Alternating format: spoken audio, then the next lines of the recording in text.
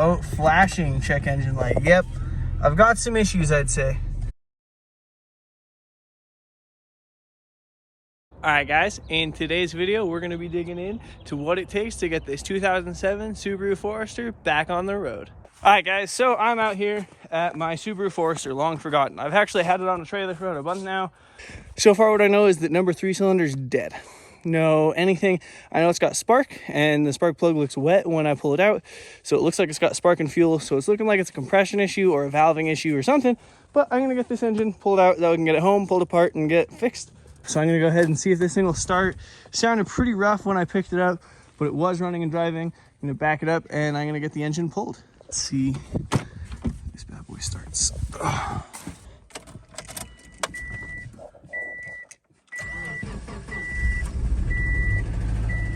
Okay, sweet.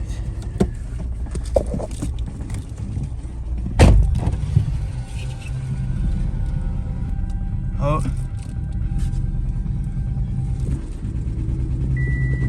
Definitely isn't happy. My foot's to the floor.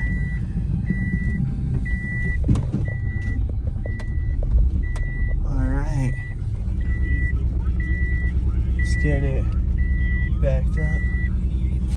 Oh, flashing check engine light. Yep, I've got some issues, I'd say. So, I'll go ahead and get this bad boy pulled apart. Alright, let's see what we're working with. Get the engine out. All right, so I went ahead and pulled the valve cover off, and this is what I found. I couldn't wait to see what was going on. I knew there was an issue, and I only had one dead cylinder, and I just knew it was something weird.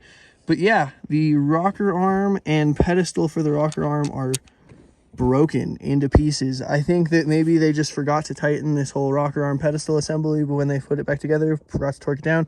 So I'm going to go ahead and pull both of them off, make sure everything's torqued, put this thing back together. But super stoked that it's not a bottom end noise, super stoked that it's not going to be a huge issue. I don't even think I'm going to have to pull the head off to get this thing back in the bay. All right, so I got it back to my garage, back to my house, and you can really see in the light now. It's broken. This shaft definitely came loose. You can see it's not tight over here. I think the previous shop that did head gaskets on this car 10,000 miles ago definitely forgot to tighten this down, whether it was them or the machine shop they took the head to. It's pretty sad to see. Definitely caused a lot of damage. So I'm going to go ahead and get this rocker assembly pulled off, see if there's any salvageable parts, see what I can need to replace, see if I can replace it, and get this engine back together.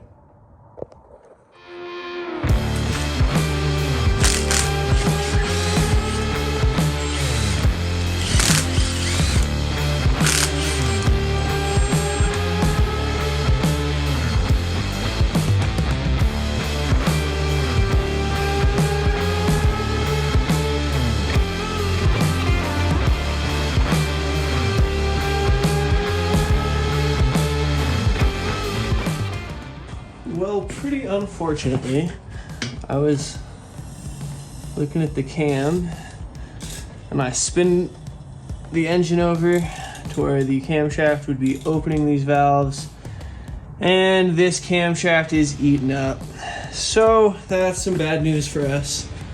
We're gonna have to find a camshaft as well as a rocker assembly, which means I'm gonna need to tear this head down further.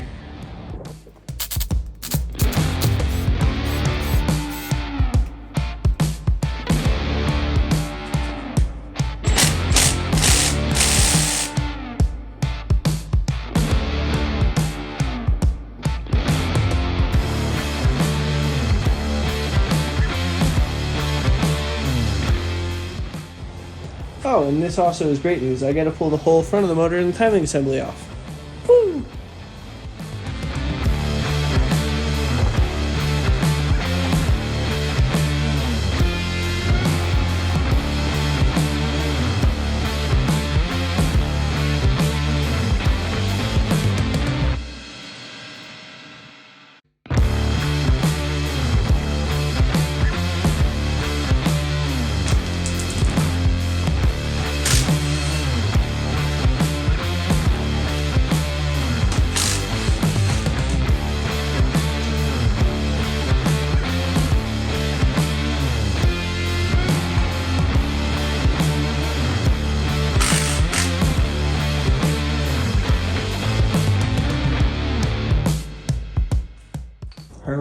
back to pulling his head apart. And it looks like we got some Allens mixed in with the stars and the 10 millimeters. Love it.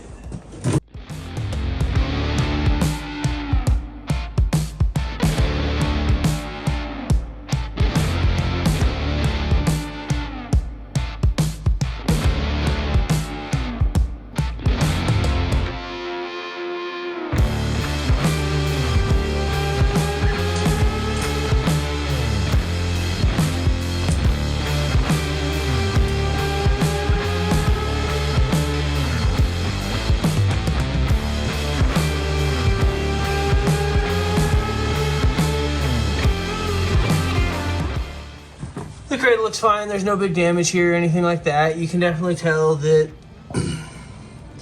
this is the only significant damage. The pedestal in the center is in a bunch of pieces, and the rocker shaft itself is broken as well. So I'm just gonna go ahead. I've got a few friends that might be able to source those parts from. So I'm gonna call around. If not, I'm gonna search Facebook Marketplace.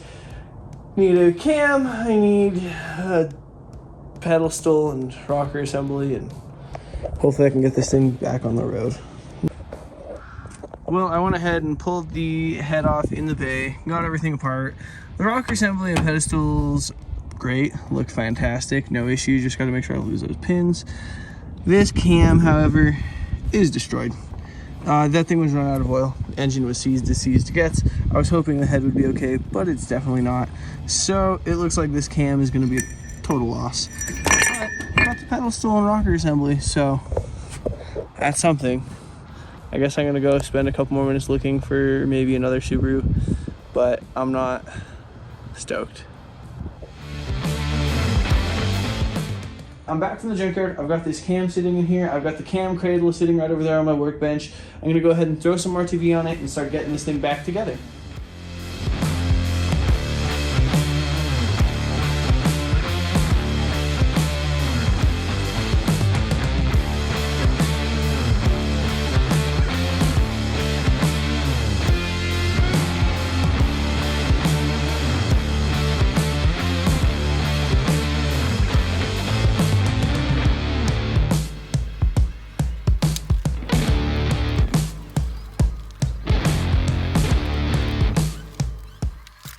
All right, so I got the cam cradle on, I got everything torqued down, I got the rear cam cap on, I broke this little ear off of this, so I got this from the junkyard. I got to put on with my sensors.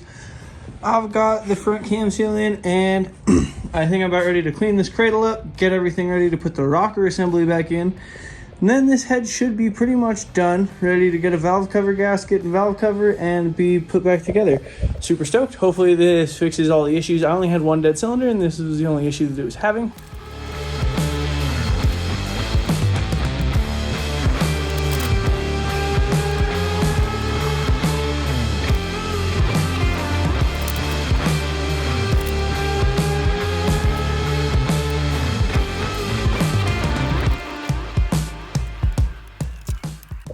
All right, well, I've got the valves lashed, I've got everything together.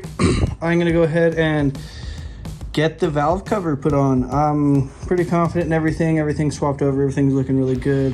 Valve train looks complete, which is awesome because it didn't before. So I guess I'm gonna go ahead, I'm gonna quit jibber jabbering, I'm gonna get this valve cover on, I'm gonna get the timing cover on, and I'm gonna get this thing back to being an engine. So tomorrow morning I can go ahead and throw it back in the Forester.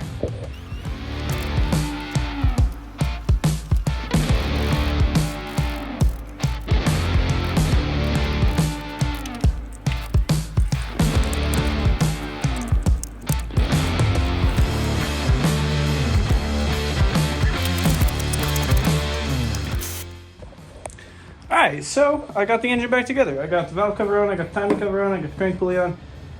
It's ready to drop back into the Forester tomorrow. I think it should be fixed. I got the valves lashed, I got the rocker assembly back together. That was looking pretty rough. I've got it over here. You can see two pieces, you know. I definitely wasn't supposed to look like that. But that's okay. Got it all figured out, so super stoked for this. Tomorrow we're gonna be dropping this in and hopefully test driving the Forester. What's up, guys? So it's the next morning. It's the sun's just now coming up. It's starting to turn into a really beautiful day. It's pretty cold out, But I've got this engine completely assembled, and I've got my 4Runner loaded up with a bunch of tools, a couple car hearts and some stuff. Still got to stop by the auto parts store to get an oil change and some coolant. But I'm gonna go ahead and manhandle this engine into my 4Runner. That way I can go get it to the Forester, which is up in the mountains and in some snow, see if I can get it installed today. It's 7 o'clock right now, and I'm hoping I can get the 20-minute jaunt to the mountains, this engine in, started, ready to go after the auto parts store, of course, and back into town before I have to meet someone at noon for that car. So we'll see if I can do it. Well, if not, I might have to leave this project half finished, but it shouldn't be a huge deal as long as the cold isn't too bad. So I'm gonna quit jibber jabbering and get to work so I can get this done in time.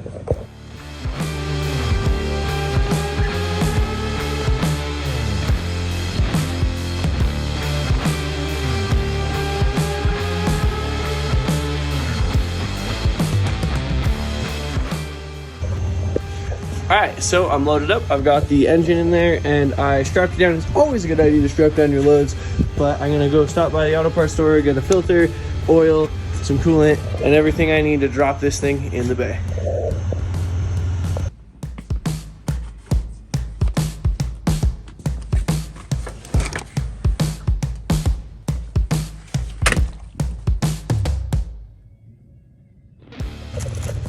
All right, so I made it up here. I've got the engine in the 4Runner. I've got the Forester right here. And I think I'm gonna go ahead and just start throwing stuff together.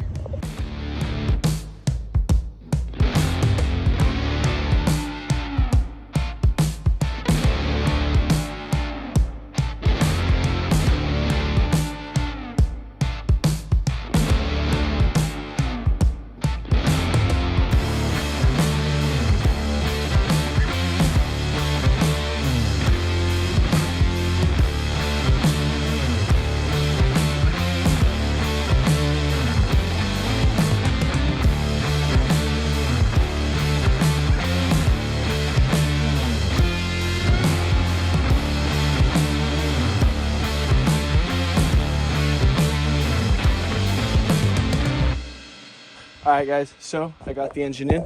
It's sitting in the motor mounts. I got 2 bell housing bolts in, but it's in the bay. Super stoked about that.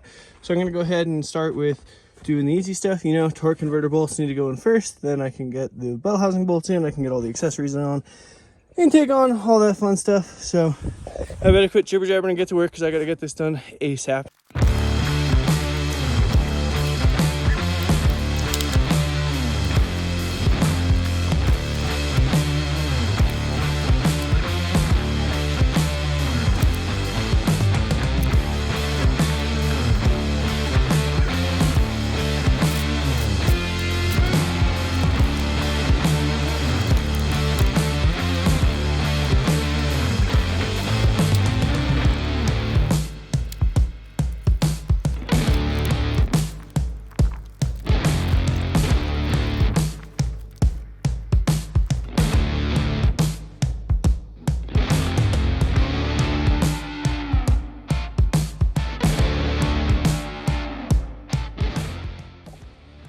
All right, so I've got the engine in, I've got the airbox on, I've got a random battery that I had laying around.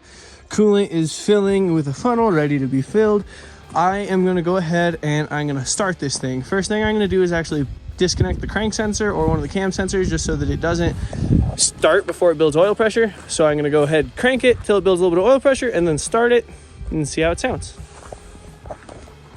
All right, we're gonna go ahead and start her up.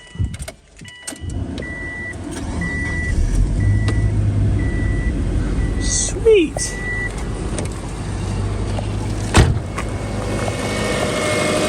Oh, sounds super good. Purring. Don't hear any loud noises. I'm gonna go ahead and let her warm up, let the coolant burp, maybe take her for a quick little drive, but all in all, stoked. That's a 2-day turnaround from pulling it off my trailer with a completely dead cylinder, not knowing a clue what was going on, to back in the bay, running, going good. So hopefully we can get a few more projects like this in and out, and like I said, hopefully I can get into my new shop space soon. Make doing this a lot easier so I'm not working on a sheet of ice and in 8 inches of snow in a yard and, you know, all that. All right, guys, and with that, we got this 2007 Subaru Forester torn apart, the rocker arm fixed, and back on the road. 2-day turnaround, and we got ourselves a sweet, reliable daily driver. Or you can do what I'm gonna do and post it back up on the internet and see what I can get. Maybe I'll get a cool trade, or I'll get a decent cash offer. But either way, I think my time was well invested.